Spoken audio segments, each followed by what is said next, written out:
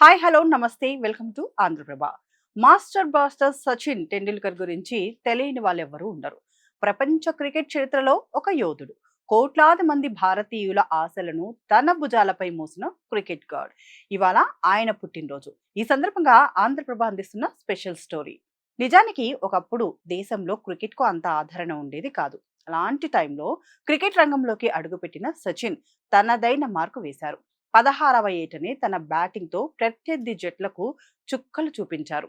మరీ ముఖ్యంగా యూత్‌లో క్రికెట్‌పై క్రేజ్‌ను పెంచారు. కేవలం సచిన్ బ్యాటింగ్ కోసమే మ్యాచ్ చూసేవాళ్ళంటే అర్థం చేసుకోవచ్చు. ఆయన ఆట తీరు ఏ రేంజ్‌లో ఉండేదనేది.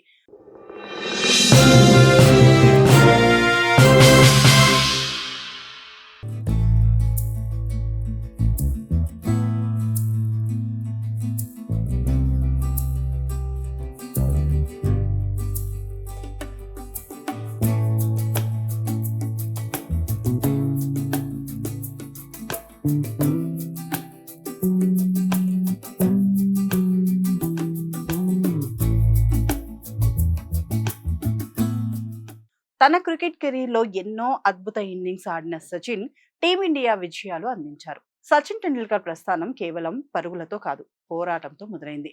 కేవలం 16 ఏళ్ల వయసులో పాకిస్తాన్ దిగ్గజ బౌలర్ల ఎదుట అడుగుపెట్టిన సచిన్ గాయపడ్డారు. రిటైర్డ్ హార్ట్‌గా వెనక్కి వెళ్తారని అంతా భావించారు. కానీ నేను ఆడతానని సచిన్ చూపించిన ధైర్యం యావత్ ప్రపంచాన్నే షాక్‌కు గురిచేసింది.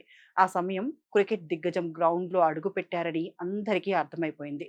తర్వాత అంటే 1992లో ప్రపంచంలోనే అత్యంత వేగవంతమైన పిచ్‌గా పేరున్న ఆస్ట్రేలియాలోని హెర్త్ మైదానంలో సీనియర్ బ్యాటర్ల సైతం తడబడుతున్న సమయంలో సచిన్ అద్భుత శతకం బాదాడు. ఆస్ట్రేలియా గడ్డపై టెక్నికల్‌గా అది మేటి ఇన్నింగ్స్‌గా నిలిచిపోయింది. భీకరమైన ఇసుక తుఫాన్ మధ్యలో షేన్ వార్న్, గ్లెన్ మెక్‌గ్రాత్ వంటి బౌలర్లను చీల్చి చెండాడారు. భారత టీంను ఫైనల్‌కు చేర్చారు. ఇలా చెప్పుకుంటూ పోతే చాలా విజయాలే ఉన్నాయి. ఒక్క మాటలో చెప్పాలంటే సచిన్ పేరు భారత క్రికెట్ చరిత్రలో ఎప్పటికీ చిరస్థాయిగా నిలిచిపోతుంది. ఆయన పేరిట చాలా రికార్డులు ఉన్నాయి. వన్‌డే క్రికెట్‌లో హాఫ్ సెంచరీలు సాధించిన బ్యాట్స్‌మెన్‌గా చరిత్ర సృష్టించారు. అంతేకాదు అత్యధిక పరుగులు సాధించిన బ్యాట్స్‌మెన్‌గా, అత్యధిక వన్‌డే పోటీలకు ఆడిన క్రికెటర్‌గా రికార్డ్ క్రియేట్ చేశారు. ఇక వాంఖడే స్టేడియంలో తన చివరి టెస్ట్ మ్యాచ్ ఆడిన సచిన్ రిటైర్మెంట్ ప్రకటించినప్పుడు దేశమంతా కన్నీరు పెట్టింది.